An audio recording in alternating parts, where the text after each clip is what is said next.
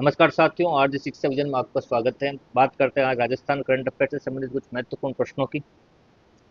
पहला प्रश्न देखिए, राजस्थान करंट अफेयर से संबंधित मारवा रत्न पुरस्कार के अंतर्गत पद्म श्री सीताराम लालस सम्मान इस बार किसे दिया गया है? मारवा रत्न पुरस्कार के अंतर्गत पद्म श्री सीताराम लालस एक सम्मान दिया जाता है, वो इस बार किसे दिया गया है? ऑप्शन एक चंद्र प्रकाश देवल, ऑप्शन दो दीप सिंह भाटी, ऑप्शन तीन राकेश सैनी, ऑप्शन चार लता कछावा। तो इस बार जो है पद्म श्री सीताराम लालस सम्मान जो है दीप सिंह भाटी को दिया गया है। ऑप्शन नंबर दो जो है इसका सही आंसर है, दीप सिंह भाटी। मारवा रत्न पुरस्कार के अंतर्गत दीप सिंह भाटी को पद्म श्री सीताराम लालस सम्मान दिया गया है और ये दिया गया है जोधपुर स्थापना दिवस पर। जोधपुर स्थापना दिवस 12 मई 2025 को दिया गया है। राजस्थानी भाषा साहित्य के अंतर्गत योगदान के लिए, राजस्थानी भाषा व साहित्य में योगदान के लिए, भाषा व साहित्य में योगदान के लिए दीप सिंह भाटी को सीताराम लालस सम्मान दिया गया है। दूसरा प्रश्न देखिए, राजस्थान सरकार किस योजना के तहत 5,000 से अधिक आबादी वाले ग्रामीण कस्बों में सीमेंट कंक्रीट सड़क निर्माण कर रही है? किस योजना के द्वारा जो है राजस्थान सरकार ग्रामीण जो कस्बे हैं जिनकी आबादी 5,000 से अधिक है वहाँ सीमेंट की कंक्रीट सड़क का निर्माण कर रही है? ऑप्शन एक प्रधानमंत्री ग्राम सड़क योजना, ऑप्शन दो हर ग्राम पक्की सड़क योजना, ऑप्शन तीन अटल प्रगति पथ, ऑप्शन चार मुख्यमंत्री ग्राम सड़क योजना। तो 5,000 से अधिक आबादी वाले क्षेत्रों में जो सीमेंट की सड़क बन रही है वो बन रही है अटल प्रगति पथ योजना के अंतर्गत। ऑप्शन नंबर तीन जो इसका सही आंसर है, अटल प्रगति पथ के अंतर्गत 5,000 से अधिक जो ग्रामीण आबादी है वाले क्षेत्र हैं वहाँ पे सीमेंट कंक्रीट की सड़क बन रही है। और ये जो योजना चला रहा है वो चला रहा है सार्वजनिक निर्माण विभाग जो है राजस्थान सरकार का, सार्वजनिक निर्माण विभाग द्वारा संचालित है ये योजना।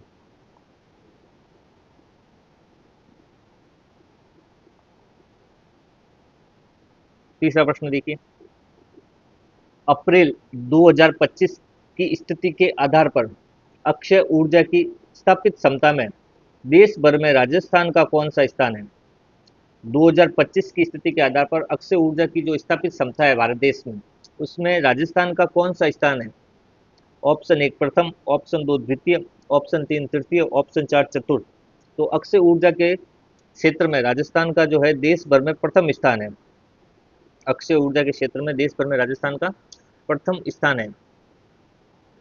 ये जो है राजस्थान देश भर की 15% जो अक्षय ऊर्जा है, देश भर की 15% अक्षय ऊर्जा का हिस्सा रखता है। देश भर में जितनी भी अक्षय ऊर्जा का निर्माण होता है उसमें से 15% जो है राजस्थान में इसका निर्माण होता है। और अब तक जो है राजस्थान में 34 गीगावाट क्षमता के जो अक्षय ऊर्जा के प्लांट लग चुके हैं।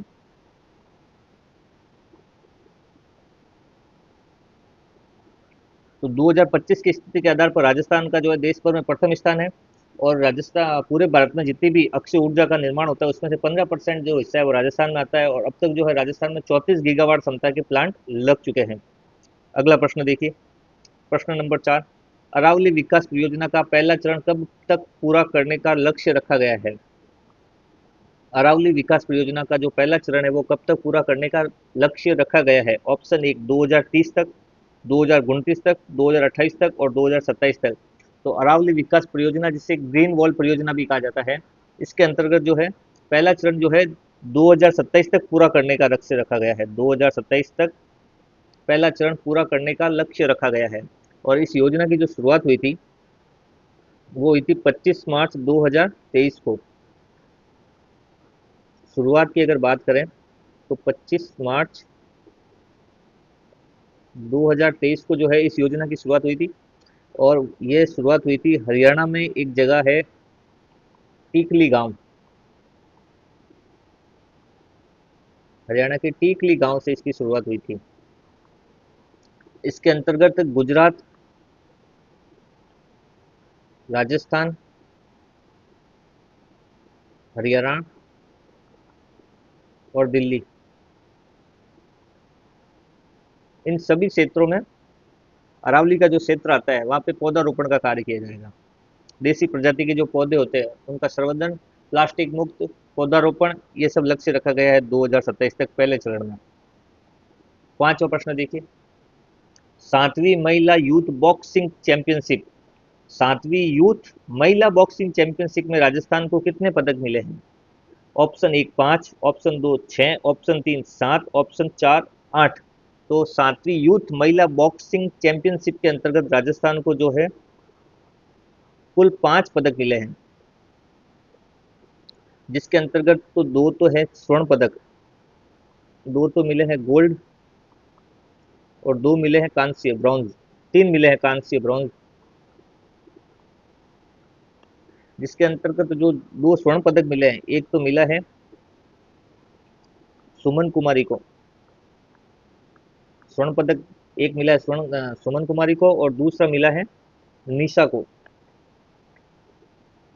निशा को मिला है 54 kg के अंतर्गत, और सुमन कुमारी को मिला है 48 kg के अंतर्गत। तो सातवीं यूथ महिला बॉक्सिंग चैंपियनशिप में राजस्थान को जो है कुल 5 पदक मिले, जिसमें से दो तो मिले हैं गोल्ड और तीन मिले कांस्य ब्रॉन्ज, जिसमें से दो दो गोल्ड मिले हैं, एक मिला है सुमन कुमारी को और एक निशा को। अगला प्रश्न देखिए, छठा प्रश्न, state remote sensing application centre का उप केंद्र कहाँ खोला गया है? स्टेट रिमोट सेंसिंग एप्लीकेशन का जो है उप केंद्र कहाँ शुरू हुआ है?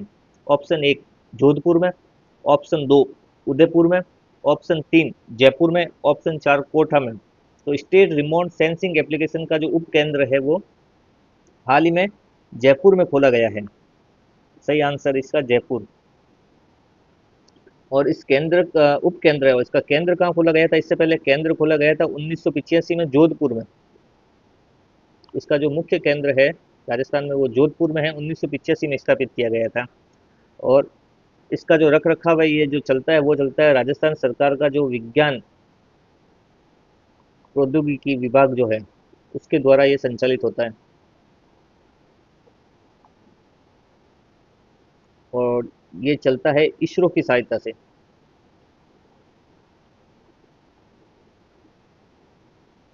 जिसका भी हाल ही में एक उप केंद्र खोला गया है जयपुर के अंतर्गत। अगला प्रश्न देखिए, सातवां प्रश्न, हाल ही में निम्नलिखित में से किस जिले की नगर निगम का विलय नहीं हुआ है? नगर निगम का विलय नहीं हुआ है। ऑप्शन एक जयपुर, ऑप्शन दो जोधपुर, ऑप्शन तीन अजमेर, ऑप्शन चार कोटा। तो किस जिले की जो नगर निगम है उसका विलय नहीं हुआ है? जयपुर में पहले दो नगर निगम थी, उसका विलय कर दिया गया है। जोधपुर में भी पहले दो नगर निगम थी, विलय करके एक कर दिया गया है। कोटा में भी दो नगर निगम थी, अब उनका विलय करके एक कर दिया गया है। तो अजमेर जो ऐसा जिला है जहाँ एक ही नगर निगम थी, उसका विलय नहीं हुआ है। बाकी जयपुर, जोधपुर और कोटा में दो दो नगर निगम थी, अब उनका विलय करके एक नगर निगम बना दिया गया है। और ये हुआ कब है? ये हुआ है 27 मार्च 2025 को। 27 मार्च 2025 को जो है इन तीनों नगर निगम का विलय करके जयपुर, जोधपुर और कोटा का विलय करके एक नगर निगम कर दिया गया है। और ये जो कार्य किया है राजस्थान का जो स्वायत्त शासन विभाग जो है उसके अंतर्गत ये किया गया है। जयपुर, जोधपुर और कोटा की जो दो दो नगर निगम थी उनको अब विलय करके एक नगर निगम बना दिया गया। तो जब दो दो नगर निगम थी उस समय 13 नगर निगम थी, लेकिन अब जो है वर्तमान में 10 नगर निगम हो गई है, वापस पुनः 10 नगर निगम हो गई है वर्तमान में। अब वर्तमान में जो है 10 नगर निगम है, इसमें एक हो गई जयपुर, जोधपुर, कोटा, उसके बाद अजमेर, और अजमेर के अलावा आप देखोगे तो 4 नंबर पे एक हो गई उदयपुर, चार तो यही हो गई, और चौथी हो गई उदयपुर, पांचवी हो गई भरतपुर, छठी हो गई बीकानेर, सातवीं हो गई अलवर,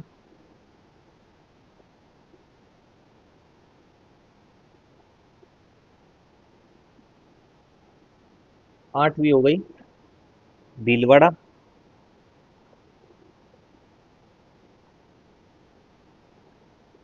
और नवीं हो गई पाली। तो टोटल कितने हो गए? 10 हो गए हैं। जयपुर, जोधपुर, अजमेर, कोटा हो गए। उसके बाद उदयपुर, भरतपुर, बीकानेर, अलवर, भीलवाड़ा और पाली। टोटल जो है 10 नगर निगम है वर्तमान में। 8वां प्रश्न देखिए, हाल ही में किसान सम्मेलन का आयोजन कहाँ किया गया है? राज्य स्तरीय जो किसान सम्मेलन हुआ है उसका आयोजन कहाँ किया गया है? जयपुर, बीकानेर, जोधपुर और भरतपुर। तो हाल ही में जो है राज्य स्तरीय जो किसान सम्मेलन उसका आयोजन बीकानेर में किया गया है। ऑप्शन इसका जो सही है वो ऑप्शन नंबर 2 बीकानेर। 9वां प्रश्न देखिए, हाल ही में राजस्थान प्रदेश की पैरा ओलंपिक खिलाड़ी जिसने बैडमिंटन में तीनों पदक जीते हैं, ऐसी राजस्थान की कौन सी पैरा ओलंपिक खिलाड़ी है जिसने बैडमिंटन में अभी हाल ही में तीनों पदक जीते हैं? Option 1 Alka Batra, option 2 Parul Chaudhary, option 3 Sanskar Saraswat, option 4 Krishna नागर। तो ऑप्शन नंबर 4 जो है कृष्णा नागर, इसने हाल ही में एक प्रतियोगिता हुई थी स्पेनिश पैरा बैडमिंटन मार्च 2025 में, उसके अंतर्गत तीन नौ पदक गोल्ड, सिल्वर और ब्रॉन्ज तीनों पदक जीते हैं। और ये जो प्रतियोगिता हुई थी वो हुई थी स्पेनिश पैरा बैडमिंटन। इसके अंतर्गत इसने तीनों पदक गोल्ड, सिल्वर और ब्रॉन्ज तीनों पदक जीते हैं। और ये जो है जयपुर निवासी है कृष्णा नागर।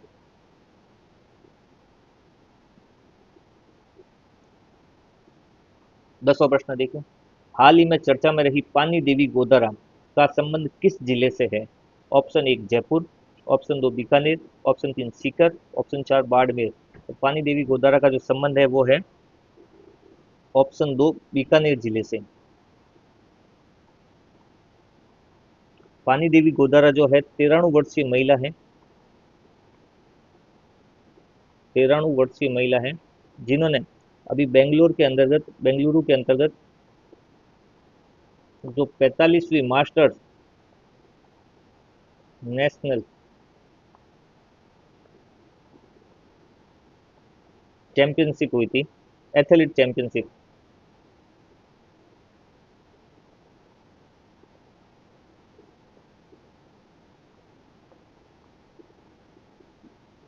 चैंपियनशिप उसके अंतर्गत 100 मीटर दौड़, 100 मीटर दौड़,